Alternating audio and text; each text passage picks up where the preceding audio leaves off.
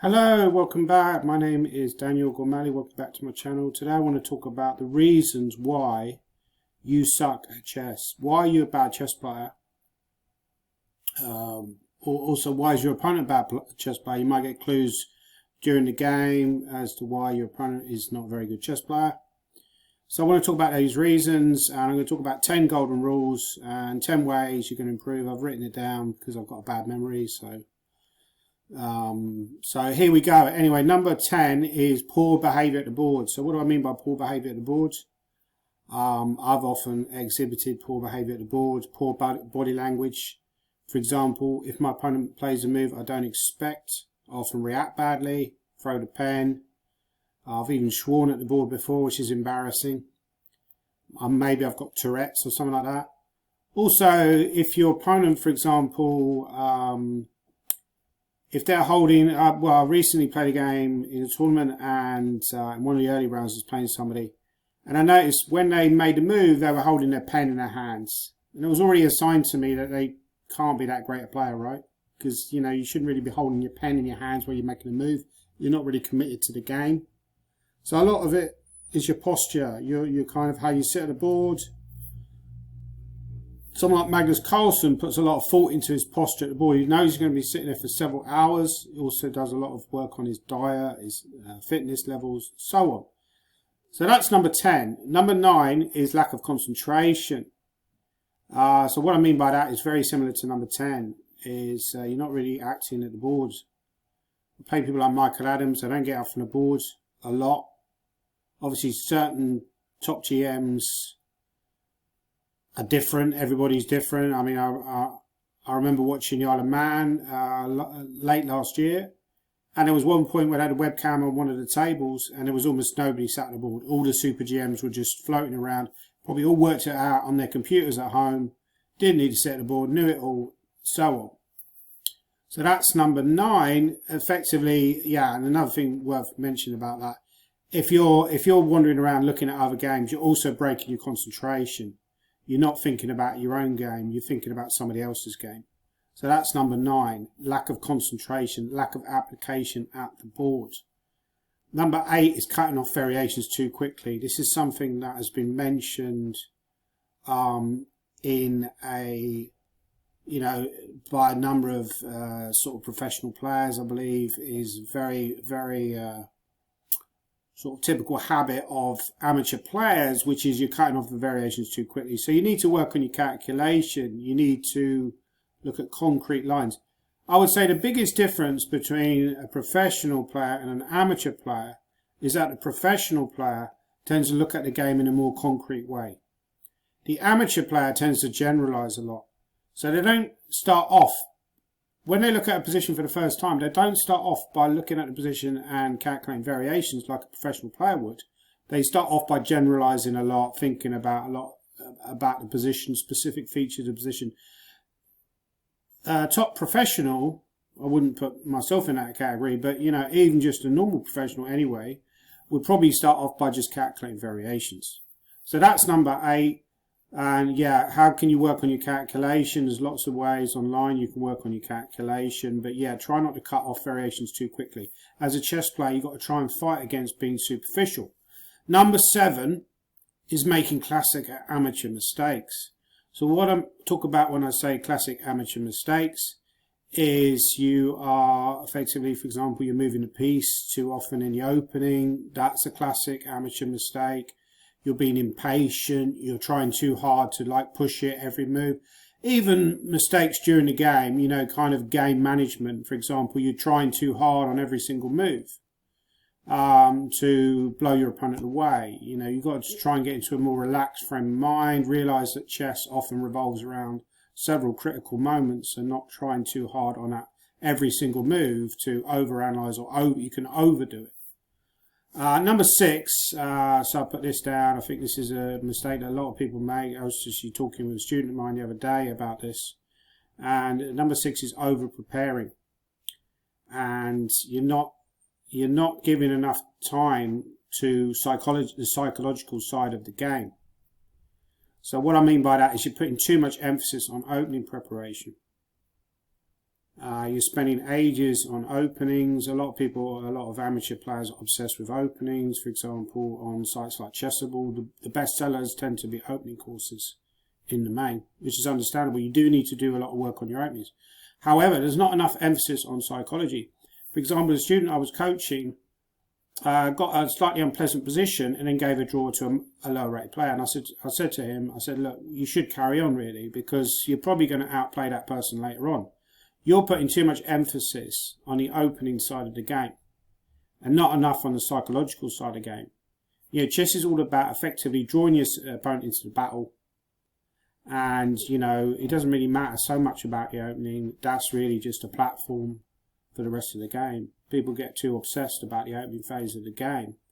And the problem is, if you're too obsessed with the opening phase of the game, if you get a bad position at the opening, you then kind of give up on the game. And you're very willing to offer a quick draw or try and, neutralise the opponent rather than trying to win the game. And you see that with a lot of even very strong players. I'll give an example, someone like Bogdan Lalic, for example. He is very obsessed with opening theory. If he gets a bad position at the opening, he'll agree to draw with much lower rated players. And that has limited his career to a large extent. Even for someone like myself, I'm sometimes very obsessed with openings. I over-prepare. I fall into this trap all the time. And on the other hand, if you look at players who are more like grinders, like, say, for example, Magnus Carlsen would be the greatest example of that. He's not so obsessed with the openings. So if he's not getting an advantage out of the opening, it's not really about the opening. He's trying to beat that player in the end game. So he's not going to get too upset if the opening goes wrong. However, if you're too obsessed with the opening and it goes wrong, then often you're looking for a bailout. So that was number 6. Number 5 I've written down is analysing with computers too much. I think it's a very important point to make. Computers are now dominating chess. We all know that. However, I do think you can spend too long analysing with computers. You get too obsessed with computer evaluation. Remember that when you're playing, you might prepare with an engine, but you're not privy to that engine during the game, or you shouldn't be. So therefore, you can become too obsessed with the engine evaluations. And I think if you're spending all your time at home analysing with engines, as I've discovered myself, you're not using your own brain. You need to get used to analysing at home. You're analysing positions, you're trying to look at chess as a problem-solving exercise. If every time you get stuck on a position, you turn the engine on, you're not using your brain. So this is a very important one I think we need to get used to, which is number 5, analysing with computers too much. Number 4, by the way, I'm a bit hyper. I've had a bit of coffee, went to McDonald's, my favourite place, or Greg's, McDonald's, really healthy places, and had a coffee, so I'm a little bit hyper today. 4, very important, not analysing their games. It amazes me every time I work with a student how I say to them, have you got a file of your own games? They say no. Do you analyse your own games? Say no. Well, how are you going to improve if you don't analyse your games, right? You've got to analyse your games. You've also got to get used to evaluating positions. Amateur players aren't used to evaluating positions. So if they're calculating a variation, how are you going to know what to aim for if you don't know how to evaluate that resulting position? So in my opinion, analysing your games is another thing that separates professional players from amateur players. Professional players know the importance of analysing their games. Actually, I read an interesting interview with Ivan Sokolov the other day, and he said, when he was younger, we didn't put so much emphasis, his kind of generation didn't put so much emphasis on puzzles, like Puzzle Rush, like people are obsessed with now. And it was more about just analysing games, annotating games, and, getting that deeply ingrained, understanding chess games. So I think that's a very important aspect of chess improvement is number 4. And number 3, obviously I've written this down. I've got dementia, so I've had to write them all down. So I'm looking at the notepad, what I said. Yeah, number 3 is playing too quickly or not quickly enough and getting into time trouble too much. So this is a very important one. Number 3, I tend to play too quickly at times. I let my ego dictate to me, especially if my opponent starts speeding up as well. My ego is then sort of jumping at me and saying, look, this person is trying to sort of face up to me. Therefore, I've got to play that quickly as well. So we're both kind of speeding up at the same time. And that can often be a fatal error because effectively you let your ego get ahead of you and you forget objectivity goes out the window. You forget to try and analyse the position, and you assume, classic example, you have a day player 4NCL game, playing against Chennai, a very skillful player as a GM, and at one point he played a couple of moves quite quickly, and then I responded very quickly at a critical moment when Bishop G5 too quickly, and that was a very superficial decision. I lost any advantage that I had. So that's number 3, playing too quickly or too slowly. Obviously, if you play too slowly as well, you're going to get into time trouble and you're going to make mistakes. Number 2, I think this is a very important one because a lot of people go for this. I offer coaching myself, and that is believing that coaching is the golden ticket.